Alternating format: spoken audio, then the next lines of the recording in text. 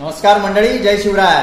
आपण आहोत गिरगावच्या भालेराव नाट्यगृहामध्ये आणि महाराष्ट्र शासनाने आयोजित केलेल्या या राज्य नाट्य हौशी स्पर्धेमध्ये आजचं नाटक होतं मिसेस हिटलर. या मिसेस हिटलर नाटकाचे लेखक आपल्यासोबत आहेत रोहन टिल्लू. रोहनजी, आपलं स्वागत आहे मुलाखतीमध्ये. काय नेमकं कंटेंट होता नाटकाची, काय नेमकी थीम होती, काय सांगा? मिसेस हिटलर नावातच आहे की ती हिटलरची बायको आहे. आता अनेकांना असा प्रश्न पडतो की हिटलरनी लग्न केलं होतं का? तर हो, हिटलरनी लग्न केलं होतं. त्याच्या मृत्यूच्या अगदी काही तास आधी त्यांनी त्याची 16 वर्षांपासूनची जी प्रेयसी होती इवा ब्राऊन, तिच्याशी लग्न केलं होतं आणि त्यामुळे ती मिसेस हिटलर झाली. आणि नाटकाचा विषय आम्हाला मांडायचा होता, म्हणजे ओरिजिनल जेव्हा सुरू झाली कन्सेप्ट तेव्हा अशी होती की हिटलर आणि इवा यांच्यात शेवटच्या क्षणांमध्ये काय बोलणं झालं असेल. पण नंतर असा विचार आला की हिटलर स्टेजवर आला तर इवा ओव्हरपॉवर, म्हणजे इवाला ओव्हरपॉवर करेल, ओव्हर शॅडो करेल. त्यामुळे मग इवाची गोष्ट सांगावी असा एक मनात विचार आला आणि त्यातून मग इवाची गोष्ट सांगायला सुरुवात केली. पण मग लक्षात आलं की इवा ही फक्त एक मिसेस हिटलर नाहीये, ती कोणाची तरी मुलगी आहे, कोणाची तरी बहीण आहे, कोणाची तरी मैत्रीण आहे. त्यामुळे ती एक स्त्री आहे, ती एक मनुष्य आहे, ती माणूस आहे. तर मग माणसाची गोष्ट कशी सांगता येईल आणि माणसाला काय काय इमोशन्स कनेक्ट करू शकतो आपण. म्हणजे या नाटकातली इवाचं कॅरेक्टर बघितलं तर त्याच्यात अनेक पॅलेट ऑफ इमोशन्स आहेत. म्हणजे तिला अँगर आहे, ती रागावलेली आहे, ती प्रेमात आहे, ती तिरस्कार करते कोणाचा तरी, ती जेलस आहे, त्याच्यानंतर ती अराउज्ड आहे, म्हणजे तिला म्हणजे काय म्हणतात त्याला, रोमॅन्टिक आहे. या सगळ्या शेड्स ती दाखवते. आणि ॲट द सेम टाइम इवाचं कॅरेक्टर प्ले करणारी ॲक्टर, म्हणजे नाटकातलं नाटक अशा फॉर्मॅटमध्ये आम्ही केलं आहे. आणि त्याच्यामुळे इवाचं कॅरेक्टर प्ले करणारी जी ॲक्टर आहे तिची एक स्टोरी आहे, त्या डिरेक्टरची एक स्टोरी आहे, आणि त्या सगळ्या स्टोरीज या मिसेस हिटलरशी कशा कनेक्टेड आहे याच्यावर हे सगळं नाटक आहे.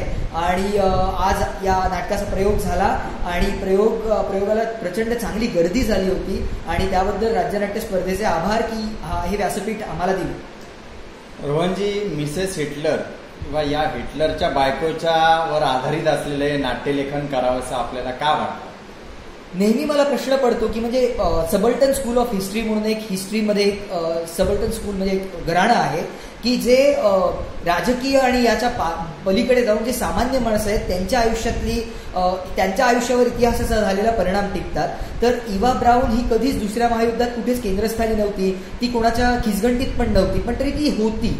आणि मग तिच्या बाबतीत काय काय घडलं असेल याचे फॅसिनेशन एक होतं. आणि दुसरी गोष्ट, आत्ताच्या काळात म्हणजे या नाटकात एक डायलॉग आहे की हिटलरचा आवाज ऐकणाऱ्यांसाठी तरसणाऱ्यांच्या या काळात इवाचा आवाज कोणी ऐकेल का? तर आज आपण सगळीकडे जगभरात बघतोय की एक प्रचंड अथॉरिटेटिव्ह गोष्ट म्हणजे नॅरेटिव्ह सेट होतंय. जगात कशाला, आपल्या घराघरांमध्ये सुद्धा आजकाल अथॉरिटेटिव्ह आणि आधीपासूनच असतं. अचानक आपला एखादा चांगला मित्र असतो की ज्याला अचानक सत्ता मिळाली, त्याच्या हातात काहीतरी अथॉरिटी आली की तो बदलतो. हे आपण बघतो आजूबाजूला पण.